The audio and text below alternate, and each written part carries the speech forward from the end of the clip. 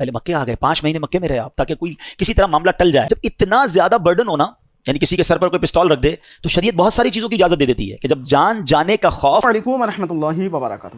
دوستو، امام حسین رضی اللہ تعالی عنہ آخر شہید کیوں ہوئے؟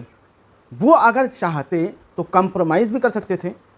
سنیں، امام حسین کو انفسائز کیا گیا، آپ کو بہت زیادہ پریشرائز کرنے کی کوشش کی گئی کہ آپ یزید کی بیعت کر لیں. ایک ہی تو مطالبہ تھا نا. امام حسین تو پیدا ہی مدینے میں ہوئے تھے، پھر بھی مدینہ چھوڑنا پڑا. پہلے مکے آ گئے، 5 مہینے مکے میں رہے آپ تاکہ کوئی کسی طرح معاملہ ٹل جائے. جب اتنا زیادہ برڈن ہونا، یعنی کسی کے سر پر کوئی پستول رکھ دے، تو شریعت بہت ساری چیزوں کی اجازت دے دیتی ہے کہ جب جان جانے کا خوف ہو تو کئی ایسے کام جو حرام ہوتے ہیں وہ حلال ہو جاتے ہیں فار دا ٹائم بینگ. اس کی پوری تفصیل ہے. تو امام حسین بھی کمپرومائز کر لیتے، کیوں اب پورے خاندان کو شہید کروا دیا؟ یہ ریلیونٹ کوسچن بنتا ہے. مگر میرے امام جانتے تھے کہ اگر آج میں نے کمپرومائز کر لیا نا، تو پھر نانا کی ساری امت کے لیے ایک مثال بن جانی ہے کہ جب حسین کمپرومائز کر سکتے ہیں تو پھر تو ہم بھی کر سکتے ہیں. آپ نے باطل کے آگے سر نہیں جھکایا، سر کٹا دیا، نانا کے دین کو سر بلند کر گئے. یہ میسج ہے ہم سب کے لیے، ان تمام لوگوں کے لیے جو آج چھوٹی چھوٹی باتوں پر کمپرومائز کر رہے ہیں. ارے جناب کیا کریں، پورے سبھی لوگ جھوٹ بولتے ہیں، سچ کا زمانہ نہیں، تھوڑا بہت جھوٹ تو ہم بھی بول لیتے ہیں. کمپرومائز کیا نا.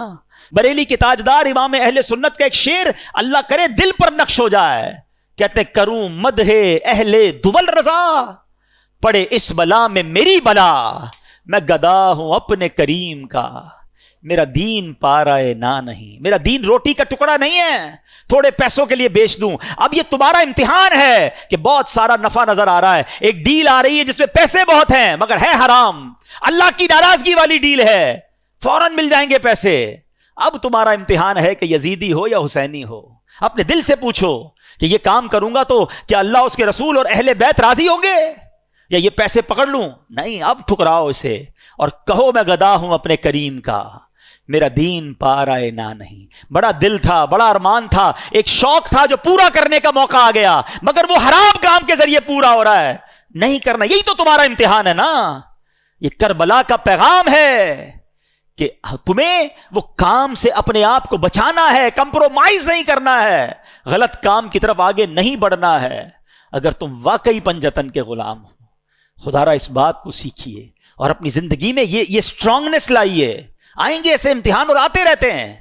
وہی تو امتحان ہے کہ جب تمہارے سامنے حرام آیا اور تم نے اللہ اور اس کے رسول کی رضا کے لیے اسے ٹھکرا دیا. اعلیٰ حضرت فرماتے ہیں نا، انہیں جانا، انہیں مانا، نہ رکھا غیر سے کام، للہ الحمد میں دنیا سے مسلمان گیا. یہ تو ہماری زندگی کا فوکس ہونا چاہیے. فیملی راضی ہو جائے، دوست راضی ہو جائے، خاندان والے راضی ہو جائیں، ارے سیٹھ راضی ہو جائے، چھوڑو. پہلے دیکھو اللہ اور اس کا رسول راضی ہے کہ نہیں. وہ راضی ہے تو بس سب ٹھیک ہو جانا ہے. تم سب کو راضی کرنے کے چکر میں اپنے اللہ کو، اللہ کے حبیب کو ناراض کر رہے ہو. ایسا نہ کرو. یہ کربلا کا پیغام. دوستو آپ نے سنا. دوستو اس سے آپ کو کیا باتیں سیکھنے کو ملی ضرور بتائیے گا. اور ہاں دوستو، ہم تو ایسے لوگ ہیں کہ ذرا سی بات پر کمپرومائز کر لیتے ہیں کہ کیا کریں، کرنا پڑتا وغیرہ وغیرہ. گناہ کی بات آئے، حرام یا ناجائز والی بات آئے تو اس پر کسی طرح کا کمپرومائز نہیں ہونا چاہیے. حرام حرام ہے، جائز جائز ہے، ناجائز ناجائز ہے. ٹھیک ہے نا. امام حسین کے چاہنے والے ہیں آپ، ہم سب، تو امام حسین کے نقش قدم پر چلیں. اللہ سبوں کو امام حسین رضی اللہ تعالیٰ عنہ کے نقش قدم پر چلنے کی توفیق عطا کریں. اسے شیئر کریں اور ہو سکے تو چینل کو سبسکرائب کر کے ہمارے ساتھ جڑے رہیں. ملتے ہیں کسی اور ویڈیو میں، تب تک اپنا خیال رکھیں. خدا حافظ. السلام علیکم ورحمۃ اللہ.